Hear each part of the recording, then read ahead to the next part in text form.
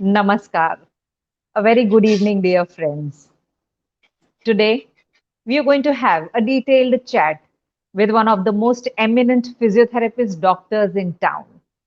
Of course, I'm talking about nobody than a very humble soul, a person who's been practicing since 25 years with two branches, who has an experienced and expert panel of helping physiotherapist doctors, which are more than 60 doctors.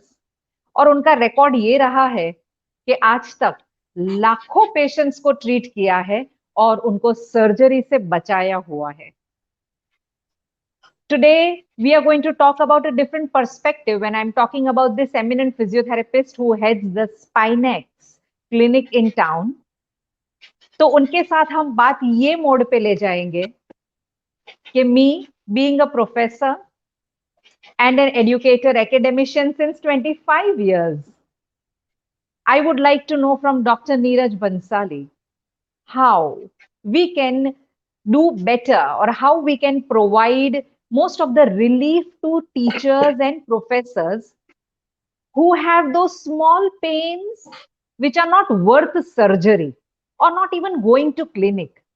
But there are many such small and minor problems which keep on nagging every teacher all the time. If, sir, you can show us some regular remedies and therapies. And actually, I would say, sir, during this COVID period, the problems have aggravated because the work of teachers have multiplied rather than reduced. So, welcome, doctor. It's a pleasure to have you today. And, sir, from you, I would like to know many things which would benefit the whole fraternity of teachers, educators, academicians, and how you can provide us simple remedies which will help us to safeguard from the surgeries and those tedious and bothersome processes in the future. So, welcome, sir. Thank you. Thank you very much, Dr. Purvi ji. You invited me on your platform. It's my pleasure, and I'm honored for that. Thank you so much for giving me this opportunity to share few of my knowledge with your viewers. Thank you so much for this opportunity. Yeah. Sir, the admiration is mutual. पर आज मैं जो वकालत करने वाली हूँ is going to be purely for teachers because COVID time period we have been talking absolutely about all the frontline warriors. We have been talking about the services of policemen, the services of doctors, and unmatched services. पर कहीं कोई अगर बात करने में रह गया हो तो I feel they are the nation builders, the teachers, because they True. have not only put in, they have translated from traditional methods of classroom teaching to this online method. And Yeah. dono daur mein, the common problems what the teachers are having, we will go to them. But a very basic and a simple question which is related to each and every teacher is that they teachers have or the professors have very extended and long working hours because of which they sit a lot or they have developed cervical problems. The lower back problem, which is a very common, it is not worth a big surgery or a complaint, but it keeps on nagging all the time. एक दुख जैसा रहता ही है.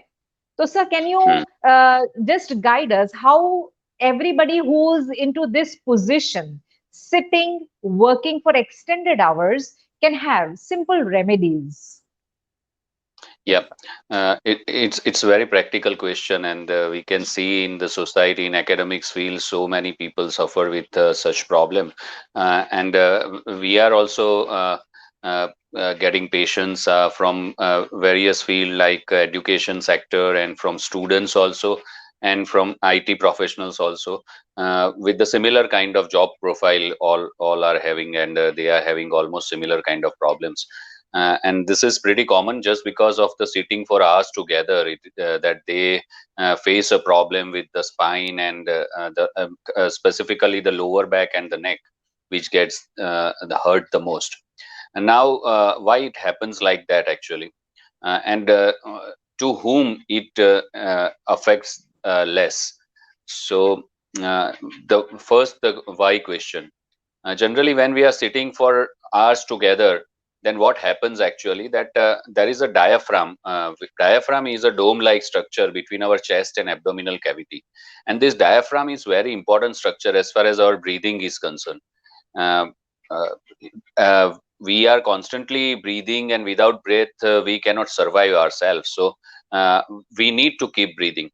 So when we are sitting for hours together, then what happens? Gradually, the activity of the diaphragm diminishes, and within an hour only, generally, the activity of the diaphragm diminishes. If you are constantly sitting more than an hour, so what happens that when diaphragm is inactive, then you need to breathe a lot from your upper muscular structure to compensate the work of the diaphragm. So when you are breathing more from the upper structure, then you are giving lot of stress to the structures which are on the sides of the neck, and that generally those muscles, they need to uh, act when you are using your hands also, and they are working for your breathing also. So they become fatigue very quickly, and they goes into spasm. Spasm is a tight state of the muscle, which is called spasm. So and then those spasmodic muscles give us pain. So this is the basic cycle, and that's why the cervical spine generally gets hurt. Another problem is with the thoracic area, the area जिनको हम पीठ बोलते हैं.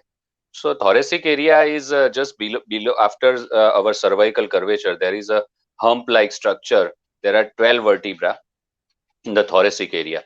So these 12 vertebrae, generally what happens, those who are sitting for hours together, the thoracic vertebra becomes very stiff, and this stiffness causes lot of problem with the, it generates lot of stress on the cervical area as well as in the lumbar area, and that becomes the reason. And this is actually a silent killer. The patients who are suffering with neck and back problem, though whether they are doing a constant sitting work or not, but if you will see these patients, in almost 90% of the patients, we come across the condition that they are having very stiff thoracic area. And if we won't open this thoracic area, then the recurrence of the pain is always there. So this thoracic stiffness is the worst one. So one has to keep moving his thoracic spine. So how they can move is that when we are sitting and working, you just need to do extension. You try to elongate yourself. So like you just imagine that there is a spring here at your head, and it is attached on the ceiling, and spring is pulling you up. So just imagine in between and just elongate yourself. So once you will elongate, then automatically you will expand this entire anterior area, you will expand your diaphragm, and you will expand your thoracic area. This will burst the stress from your thoracic spine, and that will definitely reduce the stress from the cervical and lumbar areas as well. Another thing is that you need to scientifically, you need to keep changing your posture. Every half an hour you need to change your posture. Say for example, if you are working on the computer, then work for half an hour in sitting position, and then work for half an hour in standing position. Put your laptop in some higher level, and then work with the standing. Nowadays we are getting tables also which are height adjustable. So you just need to press the button, and automatically the height increases. So you can work on in sitting posture as well as after that you are working in standing. So you are giving different kind of stress on the different groups of muscles. So eventually your muscles won't become fatigue, and they won't go into major problem. So this is the basic idea. Another thing is that when you are sitting for long time, then use a gym ball kind of surface, which is means it is very easily available nowadays everywhere. So those big balls, Swiss balls for the exercises. So use those kind of balls and sit on that. So when you are sitting on such unstable surface, you are constantly putting demand on your inner stabilizing system, which stabilizes your spine, your neck, and lumbar area and thoracic area as well. So when you are constantly putting challenge over those muscles, then they are constantly working, and if they are working, then there won't be any problem in the spine. So they should keep working. So basically, if you have to sit for long hours, then this is another very good thing which you should follow. Another thing is that the screen. If you are using a laptop or the iPad or mobile, whatsoever screen you are using to communicate nowadays, then your screen, 1/3 of the upper portion of your screen should be exactly in front of your eyes. If it is below or above, then your neck won't be in neutral posture. Then either you are looking up or you are looking down, and that will generate a lot of stress on your cervical muscle. Cervical muscles are most relaxed when we are keeping our neck into a neutral state, straight position. So that is utmost important. So these are the things which should be followed, and I advise each and everyone to do some or the other kind of exercises on day-to-day basis on in their life, because that is extremely essential, because our muscles are meant of protein fibers. So these fibers actually, they we need to stretch those fibers to restart the microcirculation within the muscles. And if the microcirculation won't start within the muscle, then muscle cannot start performing properly. So that muscle performs less if you are not stretching the muscles regularly, and still you are working, then you are working the lesser capacity of the muscle, and then you are stressing the muscle the most, and then that muscle goes into the vicious cycle of spasm and pain. So you need to begin your day with stretching exercises and all, and that is good for you. Wonderful, doctor. From your one question that comes to my mind is there is a misconception, or I don't know, when we sit, should we prefer a wooden chair which has a flat wooden surface or something which has a cushion? And how about keeping those small cushions at the back? Do they support the cervical spine? You see, as far as a hard surface, sitting on the hard surface is concerned, there is no logic actually to sit over the wooden chair, just wooden chair and no cushion over it. There is actually there is no science actually which can support that it is going to be helpful anyhow. So I am not agreeing with that. Even science is not supporting that. You should be using a cushioning surface even while sleeping also. Many people are having misconcept that sleeping on the floor is great for your spine and all. And Flat if you surface and hard specifically, surface. yeah, specifically when patients are having problems, many people, though are unqualified doctors, they generally suggest that you should lie on the hard surface, and this is absolute myth actually. Lots of research tells that our human body is not meant for those kind of hard surfaces. Our body is meant for the comforts actually. So we need not have to push our body to very hard surfaces unnecessarily. You are just going to harm yourself unless and until you are having extraordinary muscle bulk with you. Say for example, nowadays I can see that the gluteal muscle, the buttock muscles, people are having very flabby buttock muscles because of the less use of the gluteal muscles, because we need not have to climb the stairs nowadays. We are having lifts. We need not have to sit on the floor again and again and stand up. So we are, and walking also reduced a lot. So what generally we are doing, we are just moving here and there and doing few works. That is not going, because gluteal muscles are very big and essential muscles and very powerful muscles. So if you are not putting demand over those muscles, they becomes weak actually, and the bulk becomes less. The what I mean to say is, if your gluteal muscles are not bulky, then it is not going to provide you natural cushion when you are sitting on the hard surface, and then you are susceptible to hurt your tailbone, your other nervous structure which are deep within it. So that is not good idea. If and yeah, means if you are having very good gluteal muscles and then you are sitting, that is okay, but that's anyhow not going to be beneficiary as far as science is concerned. As far as cervical support is concerned, putting on the chair, I don't think, means even in the car, if we see people who have attached those supports, they hardly give any support, because generally when you are putting any support here, then you need to keep yourself so upright, and it is very difficult to maintain that posture for hours together, specifically for cervical support. As far as lumbar support is concerned, the lower support is concerned, yeah, that is good. That can be helpful, because that is the natural place where if some support is there, then you feel much better from there.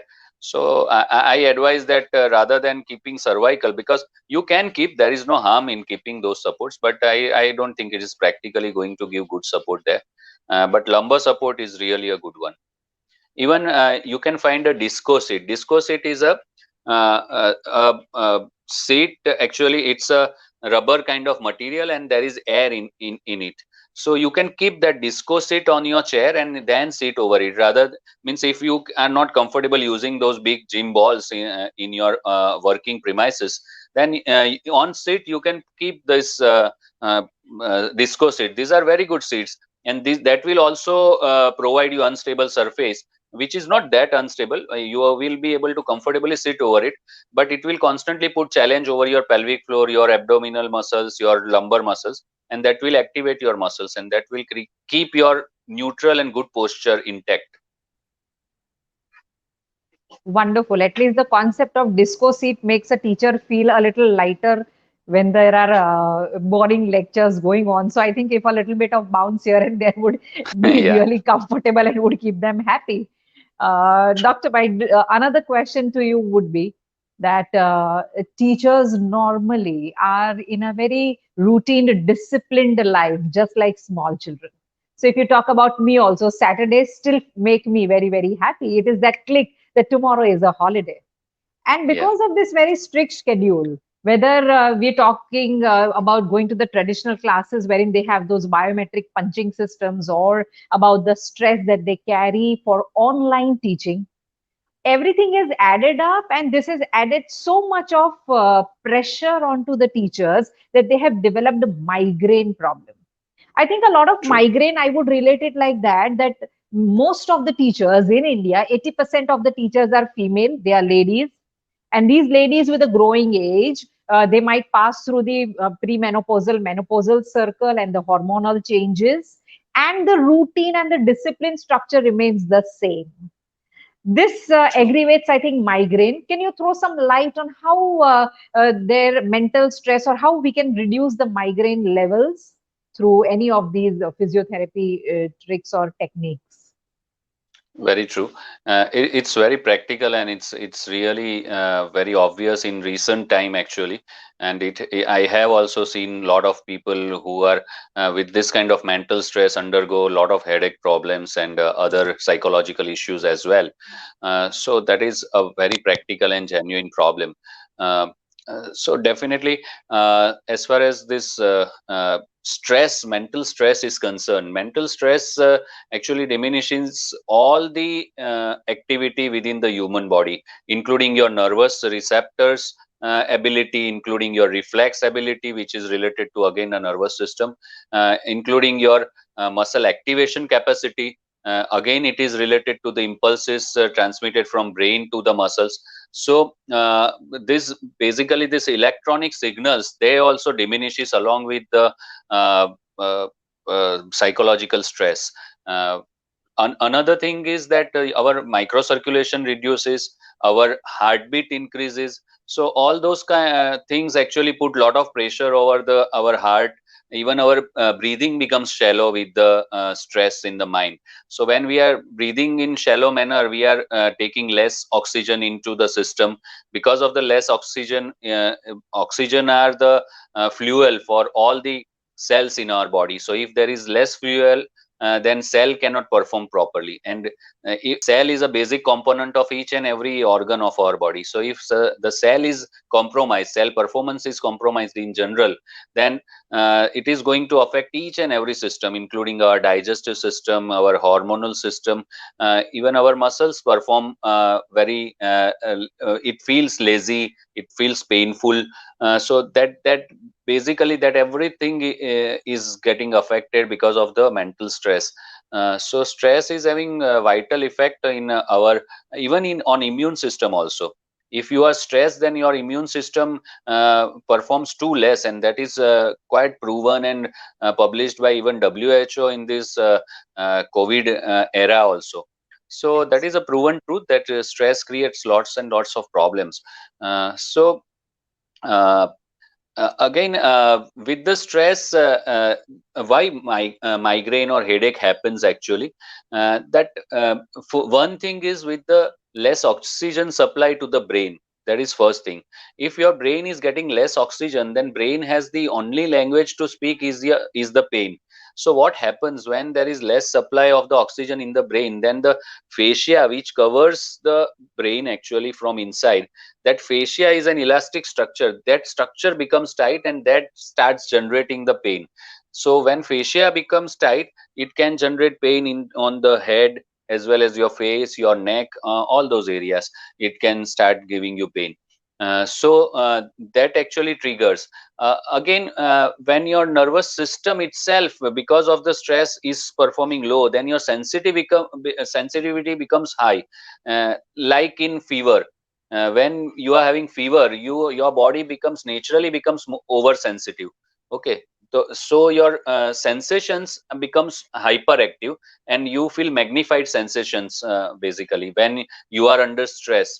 So whatsoever the intensity of the headache, the stress that stress magnifies the intensity of the headache itself. So that add-ons the problem. Another thing is with the cervical area also, in specifically in the teaching community. If your cervical spine is already compromised, then there is a joint between our skull and the cervical spine, that is called the atlanto-occipital joint.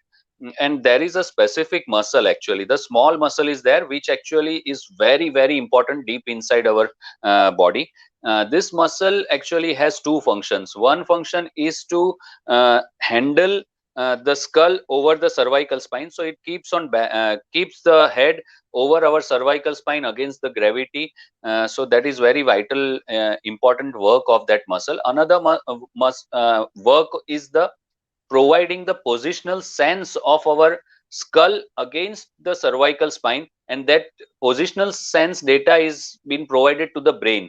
So when your cervical spine is compromised, generally what happens, your head goes forward. And when your head goes forward, this is the area, the atlanto-occipital area, which becomes the most vulnerable area. And this specific muscle, which I told you previously, it goes into dysfunction, and this muscle actually generates lots of headache actually, and even vertigo a person can feel because of the dysfunction of this muscle. So then it goes into again a vicious cycle. So what to do actually? Then the primary thing is that you should do a lot of breathing workout. You should open your breathing capacity. You should be having better thoracic mobility. If possible, you should do some kind of meditation, at least for 10-15 minutes. You sit with the silence, close your eyes, and just relax your mind for a while. Even after finishing your work, you can do that, but that is worth it, because it will reduce the lot of stress from and anxiety from the entire body, because it is not just in brain. The anxiety actually is the expression all over the body. It is not just the brain. um, so that actually can be a helpful thing, and you should be having an active lifestyle. Like any kind of exercises should be part of your daily regime, either yoga or aerobics or zumba or whatsoever you are happy with. But and if possible, it should be a mixture of all. Then it is worth, because all the different disciplines are having different advantages, and that should be addressed, and that your body should be addressed actually, given different exposure, because some exercises are good for cardio, some are for good for stretching, some are good for strength training. So you should mix all those things in your routine, so that can be a great help. Absolutely, doctor. Very wonderfully explained. Howsoever, with the upcoming teachers, like I'm talking about those teachers who are mothers too, they face a lot of problem deciding upon the time. See, given and known everything, how exercise and how meditation, yoga should be done, somewhere the chronology of the activities go that in the morning they are in a rush, they are running the whole day. After finishing the course at home, they are there at the workplace. After that, again, they have household duties. So, kahin na kahin, ye puri relay mein exercise is being ignored. So everybody True. passes through this pattern in life wherein your children are small and you are, it is like 10 morche aap sambhal ke ek saath mein baithe ho. So at that time Mm. you are exhausted by the end of the day. But exercise in its actual sense is not happening. Do you feel that being so busy is also a good exercise, or you need some extended, like you have to do some yoga, some meditation, कि busy रह के अपना daily course करे, तो that is also a good source of exercise? Okay, I would like to give you an example. You just give me an answer of my question first. Okay. Say, yeah, if you are having a car, okay, and you are driving car for lakhs of kilometers without giving the service to the car, is it good? Without giving rest to the car, if you are constantly driving for 1 lakh kilometer, whether your car will perform properly? No, no, Are no. you going Regular to damage it? servicing, oiling, greasing, a little bit of Oiling, maintenance greasing, is and the rest is also essential for the car. If yes, you are driving constantly, then over the period of time, your engine is going to get burst. You cannot drive absolutely. it throughout. Even Continuously, you right. need to give rest to your car engine also in between. So that is the same thing. And our human body is a living structure. It is not non-living. Car is non-living. Still, we need to give rest to the non-living structure. And eh, when we are talking about living structure generates lots of things. It uses the energy, and it loses the toxins also.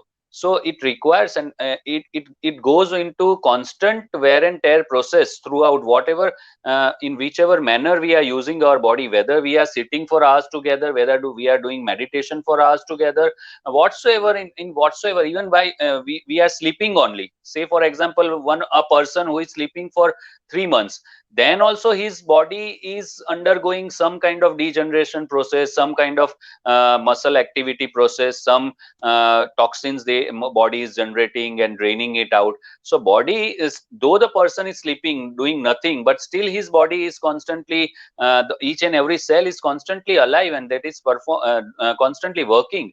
So this working body requires lot of rest, requires lot of service, requires proper attention.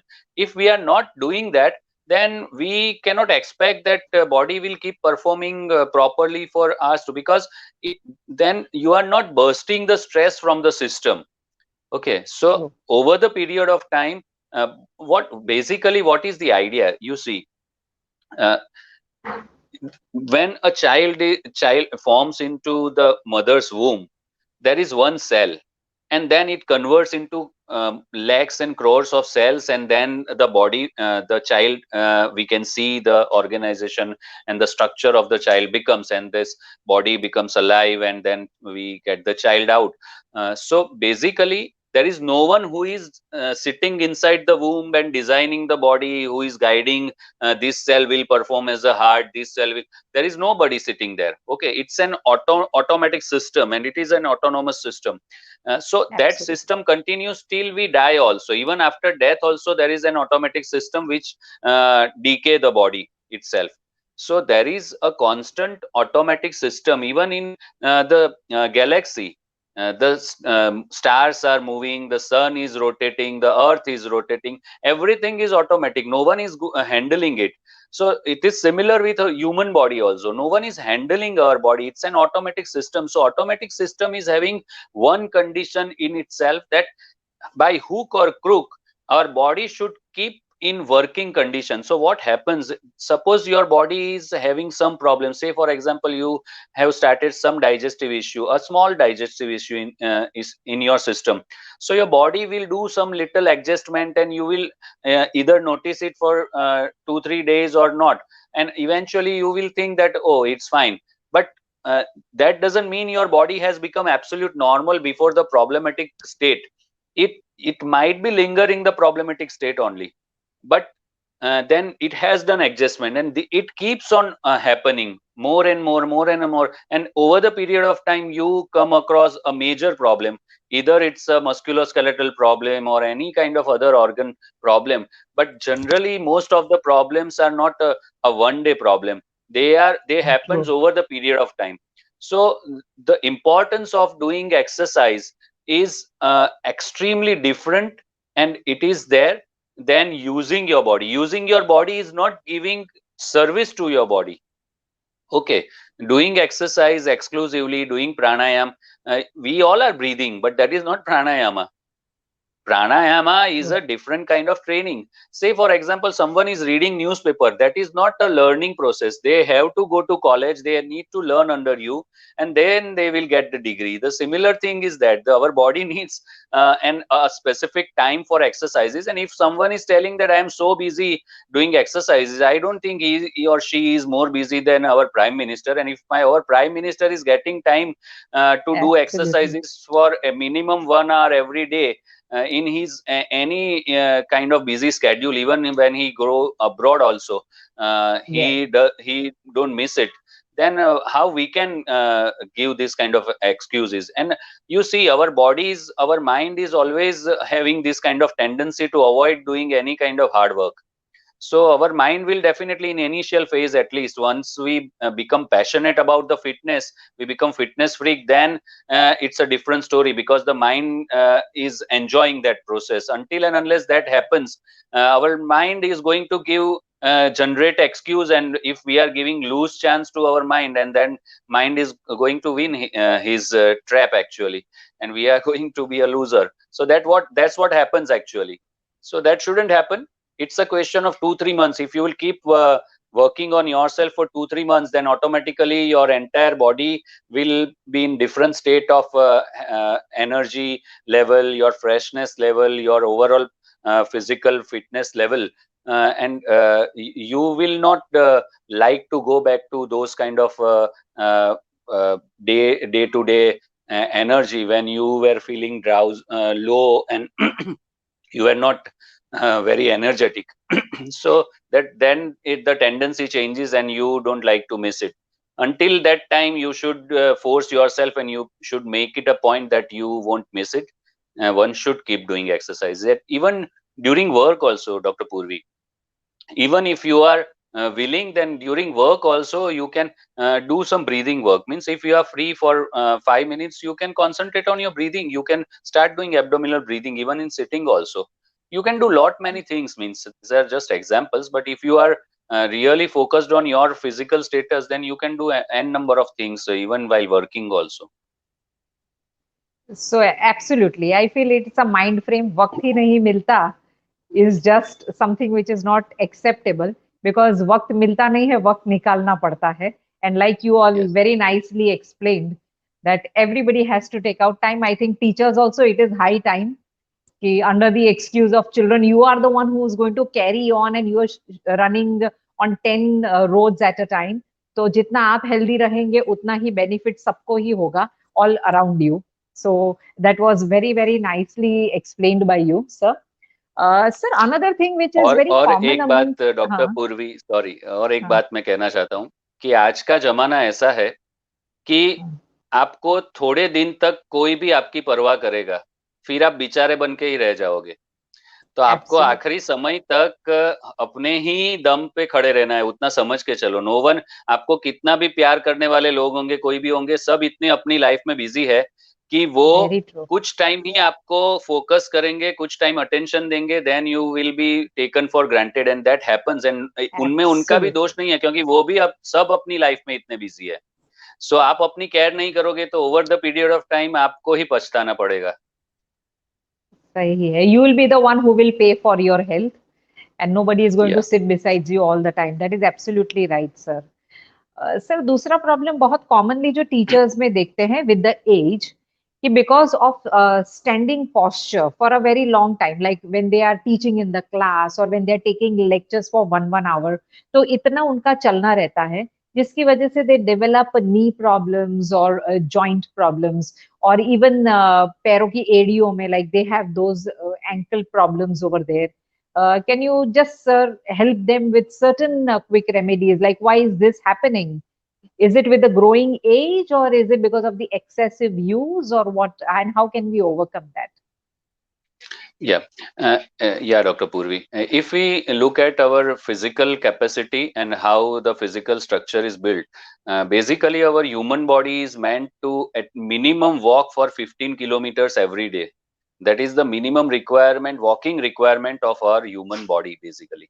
So if you are not standing for hours together, then you are not putting those challenges on those muscles which are essential for standing and walking. So as far as standing is concerned, there is no harm. Our physical structure is such that it can keep you standing. Like soldiers stand for hours together on the border. And generally, I don't think most of the soldiers are having any kind of problem unless and until they met with some kind of accident in their life. True, true, But true. yeah, so they are also standing, walking for hours together, and still they are not having major spine related issues, most of them. Similarly, teachers should not face such kind of problem. If you are facing such kind of problem, then there is something wrong is going in your body. The most common problem which I have noticed is, again, I am repeating the same thing, that is about the gluteal muscle. Our gluteal muscles become weak, and that this muscle is very, very important muscle.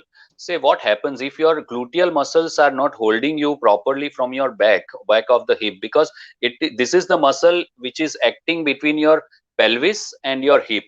Okay, so your pelvis and hip is a structure which is acting as a junction in our body. So the forces of the two legs actually go up into the pelvis, and the forces merge, and then the force go into the spine, which is in the center.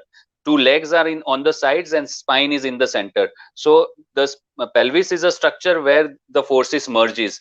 Again, the forces which are generated from the above, the forces from the above body that goes into the ground, the forces are in the center, and the force divides into the pelvis, and then it passes to the through the legs, they passes to the ground.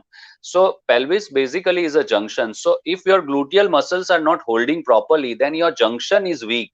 Okay, and where your junction is weak, then you are accumulating lot of stress inside your body, because then the forces are not transmitting easily from your channels. And when the forces are not easily transmitting, then the stiff area becomes more vulnerable for the problems. So generally people get injury and the problems just mostly because of your mainly from this pelvic dysfunction. And mainly I have noticed the gluteal muscles are the major muscles which are weak in most of the cases. What happens with this gluteal muscle? When your gluteal muscles are weak, then your calf has to work a lot actually to keep you standing against the gravity. Okay, so when your calf is performing a lot, then lot of people nowadays, you can see that they are having lot of calf pain, they feel night cramps and all those kind of problems. So it becomes pretty common. Again, your heel question is associated with it.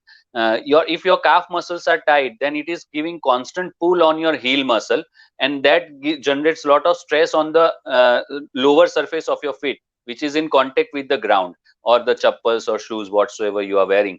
So again, when the lower structure is again overstretched because of the pull of the calf over the uh, calcaneum bone, which is the heel bone, then you are generating lot of stress on the heel actually, and that creates a lot of inflammatory changes there, and that goes into that calcaneum spur, like haddi badna jisko hum kehte hain. So ये सब problems, that is these are the secondary changes. Again, the root in most of the cases is lying in the hip again. If your gluteal muscles are weak, then you are prone to go more forward from your belt line. So if you will see those teachers, then you will notice that they are holding their belt line quite forward. Okay, so they are not standing upright, but they are Right. standing with forward tummy. So that actually that is just a compensation. So you are just adjusting your center of gravity to compensate the weakness of the muscle. But again, it is generating a lot of wrong stress to other structures also, like the anterior structure of your hip. If your anterior structure of the hip is stressed, then you are going to have a lot of edema in your foot. So if you are having edema in the feet, then it might be because you are holding this posture for hours together with the forward pelvis, which is sway back posture. So it generates a lot of stress on the anterior hip. and that becomes that actually compresses the artery and veins which are passing in the legs. Actually, they are situated on the anterior aspect of the hip, so it compresses in that area, and that generates a lot of edema problem. And again, varicose vein, it can happen just secondary to this compression also. So these are the vicious problems. Again, the knee gets hurt because of the wrong biomechanical angle of the stress on the leg. So this is a vicious cycle. Again, when your gluteal muscle is weak, sorry, I am explaining it too much, but this No, is but we actually, need this to is, know this because the mass whom we are addressing are all educated people, and I think they will be able to understand the convincing way that you are trying to put it across. So please, doctor, please go ahead. yeah. Thank you very much. So if your gluteal muscles are weak, then what happens that your this sternocleidomastoid, which are the beauty muscles, which generally we see when we turn our head, then we see Mm, a prominent muscle here, which is our beauty mm, muscle. This is a sternocleidomastoid muscle, very important muscle in our body. So if we are gluteal muscles are weak, and if we are standing for hours together, or if we are using the screen a lot with the weak gluteal muscles, then our this muscles become overactive, and when these muscles become overactive, it generates a lot of headache, and a lot of cervicogenic problems, even tingling in the arm and all. So this happens. So a single muscle, which is a gluteal muscle, can generate so many changes throughout the system. So I'm just talking about one muscle. There are so many such important muscles uh, which can cause a lot of problem to distant area of your body. It doesn't mean that you should be having any pain in the hip. You might not have pain in your hip for years together, but your problem might be lying there.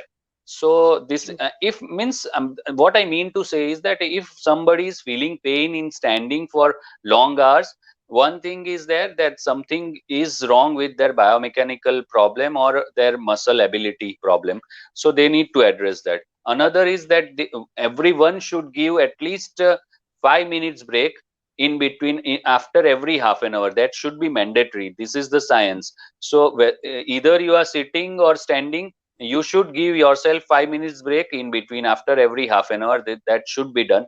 Then uh, uh, you are less damaging your structure. You are reducing the probability of any structural damage. Thank you so much, doctor. Just a question which comes to my mind is that with a lot of knee pain or leg pain, normally the common ideas that anybody would give is to soak your feet in hot water, or to use a acupressure, those point slippers, or to go for regular massages, or foot massage, leg massage. Do you think that will relieve the pain for some time, or does it really work? As far as massages are concerned, massages are really good. I personally believe that massage is a blessing for the humanity. So there is no harm. Otherwise, you won't feel good actually. And even science is never telling that massage is harmful, unless and until you are doing it in a wrong way, or Wrong in way, wrong. yeah, in wrong pattern. Means it is means if you are using a knife for wrong purpose, then you can kill also a person. So that's not a problem with the knife, that's a Absolutely. problem with the how you are using it. So it's like similarly with the massage is a very good technique to detox yourself, and to drain the unnecessary toxins within the body. It opens the lots of stiff portions also of our body. So massage is worth it. It is really helpful to the human system. So But will one should regular go for. massage relieve the pain, or regularly if we do massages, does it help to reduce the pain? Yeah, of course it can be helpful to reduce the pain, but if it becomes an addiction, which means your pain comes, you are doing massage, and again you are having similar kind of pain in a day or two, and again you are going for massage, and if that cycle keeps on repeating, then there is no True. sense to because it becomes a part of addiction rather than the solution of the problem. So for the solution, Right, right, uh, right. you need to search about the cause, and you need to solve the problem. So that's what is essential. But if there is little problem in acute problem, in acute pain, this is very important, Dr. Purvi, that in acute pain, generally, suppose in cervical pain, a lot of people go for massage, and that's the Wayland kind of thing. That Right. is very dangerous, actually. They actually harm a lot. And because certain portions, and in acute stage, generally, there is very high sensitivity of the nervous system in that local area, which is painful. So if you are pressing that portion in undue manner, and you don't know, being a non-medical person, and many medical person even can, if you are a trained massagist and you are having wonderful skill and good medical background, then and then you should try to address those acute areas as far as massages are concerned. Otherwise you can create a lot of secondary spasm to another tissues, and you can generate. Yesterday I had a patient, actually, she had very small lesion in the back, hardly 10% lesion was there, and that was not much, actually. Generally this kind of patient get absolute recovery with proper treatment in a week or two, but she was suffering for 8 months, and she took lots and lots of treatments, including those Tachka thing, the high velocity Right. thrust, and those massages and all, and they aggravated the entire intensity and severity of the problem so much that she was having a problem in entire body. Then initially she Okay. had just a low back pain, and then after 8 months of time, after doing so many things, she was having lots and lots of aggravated, even 100 times more problem than what she had previously. So that this kind of things happens when you are doing wrong things, actually, when you are in trouble. So whenever you are having acute problem, it's wiser to apply some ice pack over the area and give rest to the area. That is more advisable than doing massage, but in general massages are very good. As far as those acupressure sleepers are concerned, they are useless sleepers, and they generally they can create a lot of discomfort to the foot. Basically foot is a very sensitive area, and you are constantly pressing, you are putting your body weight over those points constantly, then they can create a lot of problem. So acupressure even never allows that you keep on pressing those points with lot of pressure for hours together. Okay, so that is not acupressure science. Acupressure is that you are pressing that point for certain frequency and certain period of time. You are not Yeah. constantly pressing. Other disciplines which are addressing those acupressure points, like sujog therapy. Sujog is attaching some moong dal or some kind of seeds, and they are putting the tape over it. Again, those seeds are not they are not pressing the seeds over the structure. They are just using the energy of the seeds to transmit the energy to those acupressure points. So they are just touching, keeping those moong dal and all in the contact of the body. They are not pressing it for hours together. So the science is not pressing any acupressure point or any sensitive point for hours together. It can be a lot of harm. It can create a lot of harm to your system, because you are constantly stimulating those points, and that can create local tenderness, as well as that can create a lot of disturbance in the system. So that I am not agreeing with the wearing those acupressure kind of things. I think third, you asked me three things: massage, acupuncture, Uh, pressure, and another about one. that hot water, dipping your foot in hot Yeah, water. that That's is good. normally You what. can do. You can. Yeah, soaking on the hot water is really, it is a relaxing thing.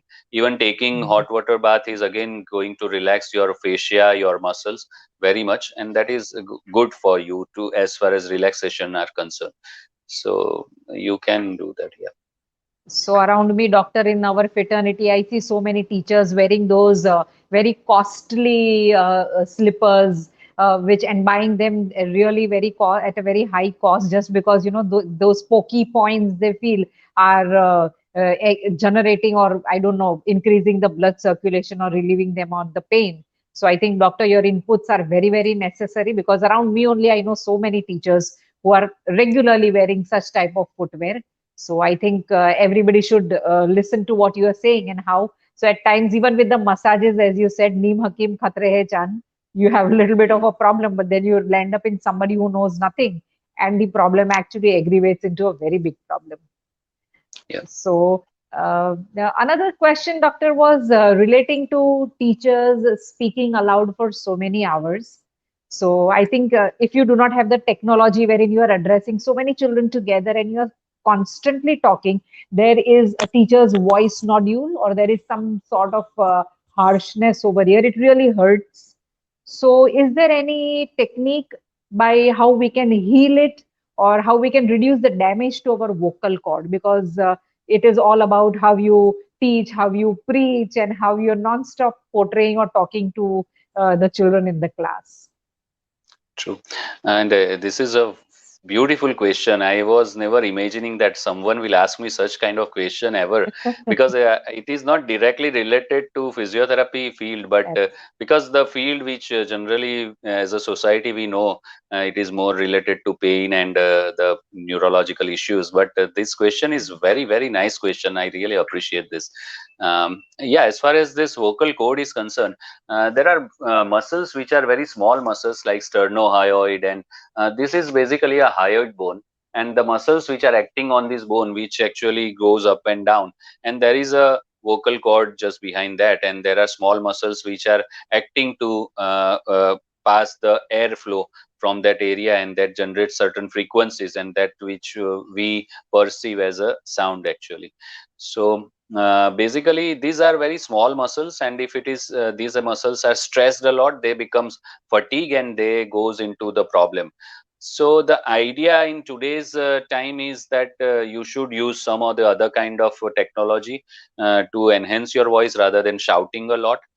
Even few are having habit, like on certain TV channels, if you see some Mm. anchors, they are so sorry for that, but that is apart from that. But actually our vocal cord is not meant for shouting a lot for hours together and for days together. That is not meant for. If you are doing that, then hoarseness of the sound or those kind of things are going to happen, because that's what nature is having, because it thickens those tissues, which basically these are very thin tissues and which are very delicate one, so it can perform very delicate tasks. So you can you sing like a classical singing also, a lot of variations in fraction of second you are doing. That is extreme level of use of your vocal cord. So that is possible just because of this small very fine designed synchronized structure. So but when you are using in throwing your voice a lot, you are using as a loudspeaker your mouth rather than just a speaking device, then you are putting a lot of demand on those small tissues, and then the only way out for these tissues is to be thickened actually. So they, over the period of time, they become thick, and that generates the thicker sound. So that is just because of that. So if you are doing that, then there is no way out. Yeah, you can relax those muscles. You see, this is the area where you can do some vibrations. These vibrations will definitely relax. Even you are just touching the areas like this, this will definitely give, basically what happens, there is a lymphatic drainage system in our body. Lymphatic drainage system is a system which drains the toxins from our body. So there is a system which is actually which drains the toxins from the head, and that drains up to the axilla. There are the channels. Okay, so now channels are situated in the anterior aspect, in the lateral, as well as in the posterior aspect also.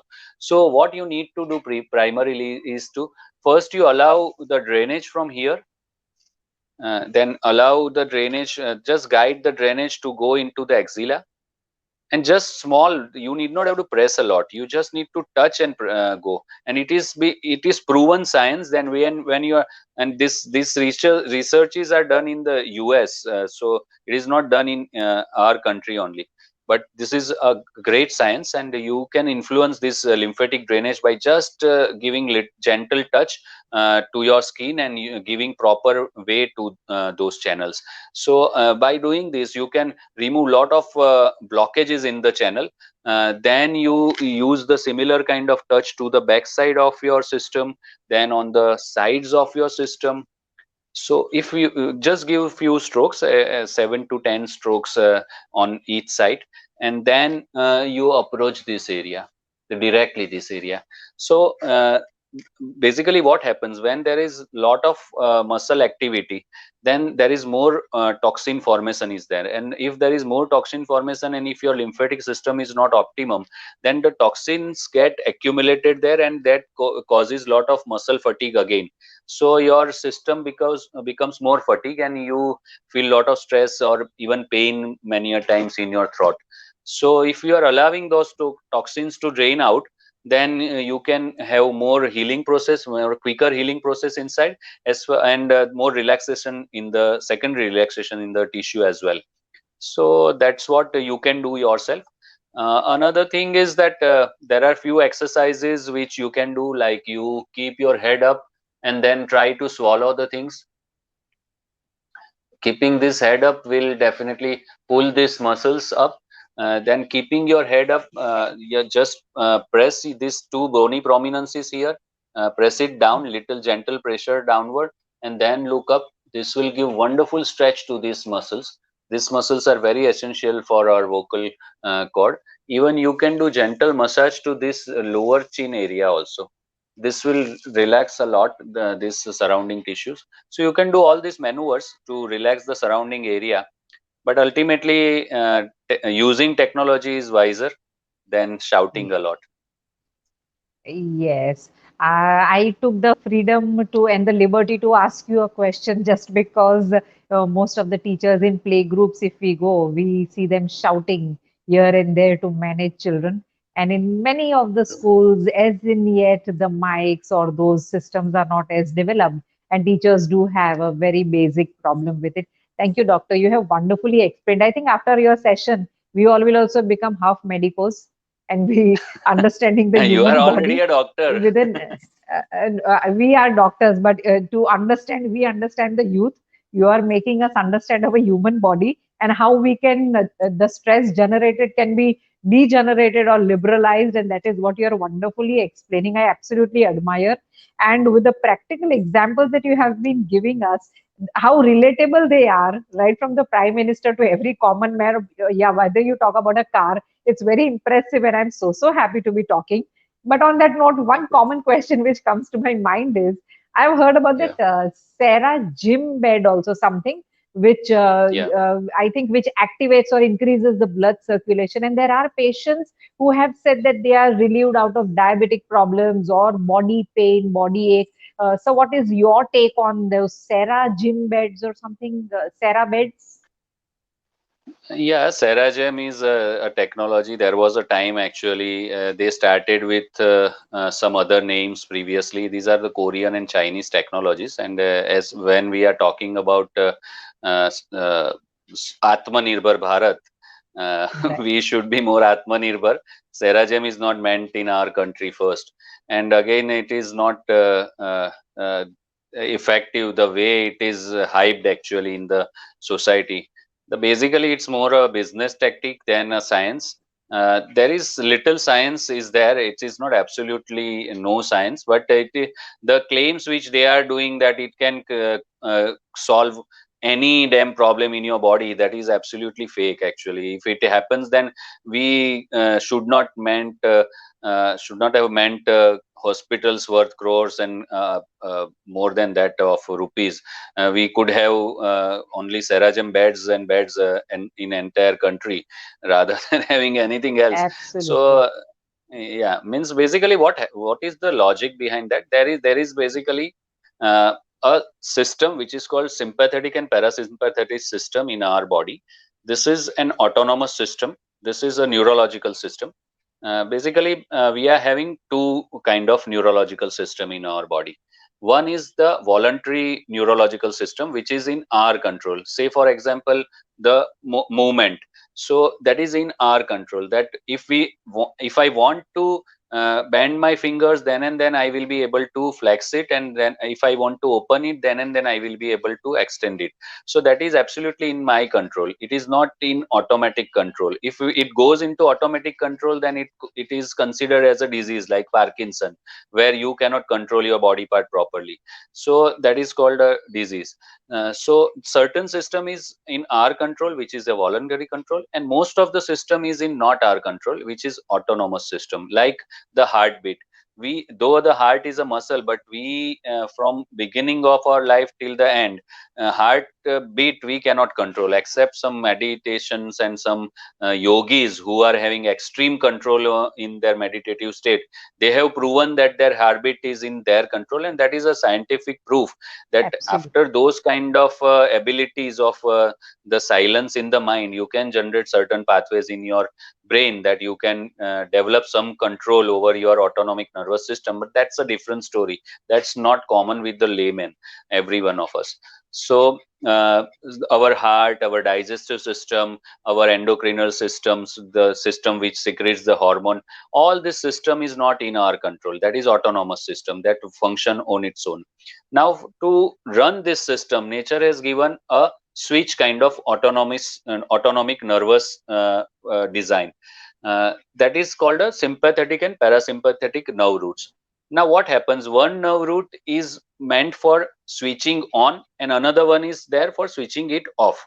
Okay, so there are sensors like the water tank. Say for example, there is a water tank in a bungalow. So nowadays there are sensors in the water tank people put.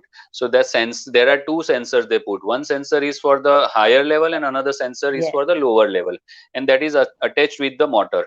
So when the water level goes down and it reaches to those sensor which is at the low level, then that sensors become activated. Means the sensor is not in contact with the water, then it becomes activated, the lower sensor, and automatically it sends the signals to the motor, and that motor runs, and then the water fills into the tank also again. Absolutely. And then it reaches to the higher level and it touches to the that sensor which is at the top, then it switches off the motor.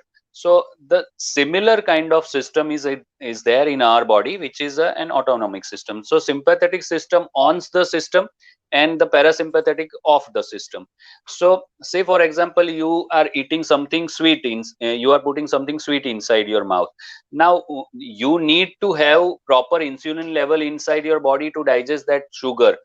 Okay, so there is a sensor here in on our tongue, so that will sense that it is a sweet thing. So this sensor will send the signal to the brain, and autonomic system will switch on the pancreas. That pancreas will secrete, it depends on the intensity of the sweetness on the tongue. The pancreas will secrete the insulin, and that will flow into the our system, and that will be helpful to digest this sweet which we are going to swallow over the period of time. And once it is digested, then there is another system which goes on and it shuts off the system. So this is basically, this is what happens. So this is situated just on the sides of our spinal cord. This system is situated, the main trigger points are situated on the sides of our spinal cord. So by there are roles in this actually, Sirajam. So there are roles which runs up and down on the sides of your spine.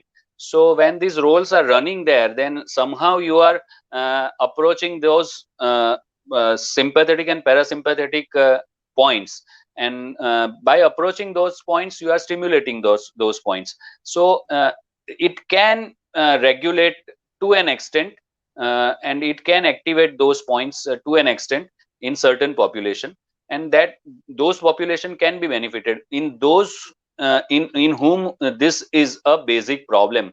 But this is not the root of all the problems in human body.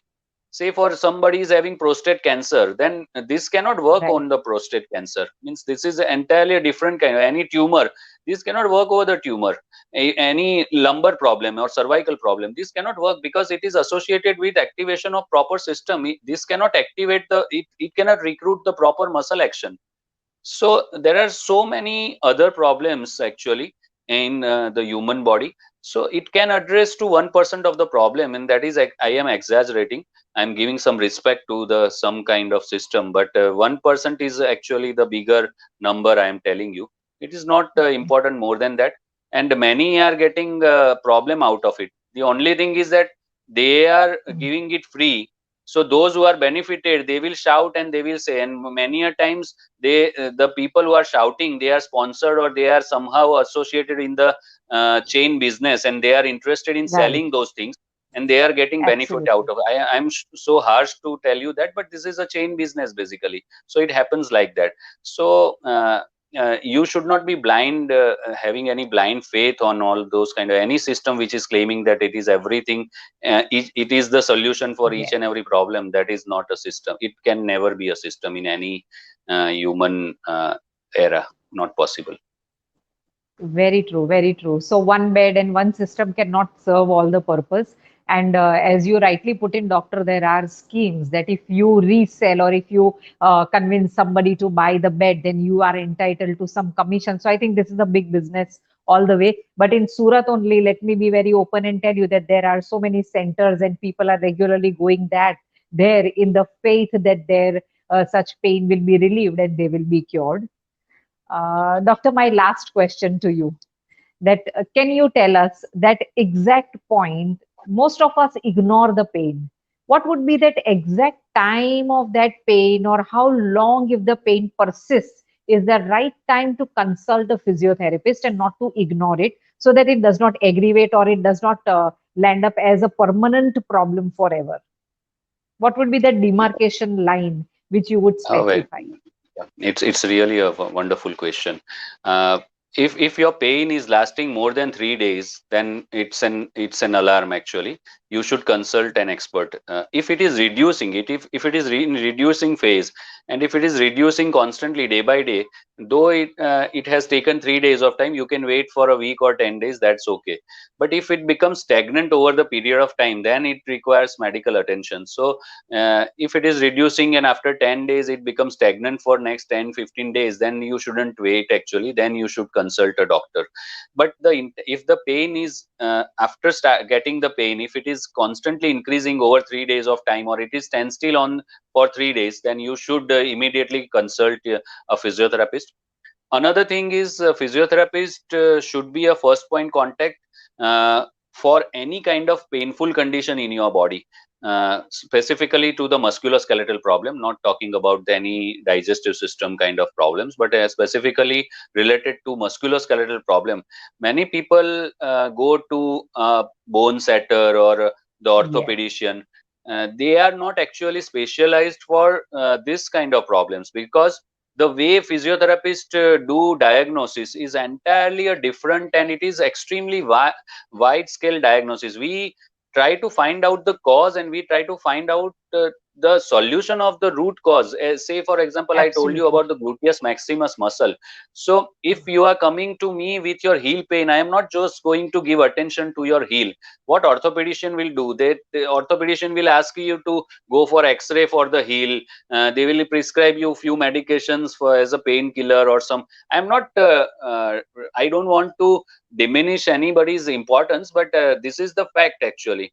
So we identify and we try to find out the root cause why this has happened there actually, and we solve those problems. And once it is solved from the root, then you are absolutely out of the problem. So otherwise what happens, you will solve problem, you will correct problem at one spot. So after few days or few months, you will face problem in some other area. Say if you Oh, are no you have no pain in the heel by doing any treatment like steroid injection or any damn treatment except physiotherapy you have done, then after some time you might fall with knee pain or back pain or something, because the adjustment of the body, unless and until it is been addressed and corrected, it is going to express and it is going to create wrong stress to other areas only, and that stress is going to create lot of problems to the other areas.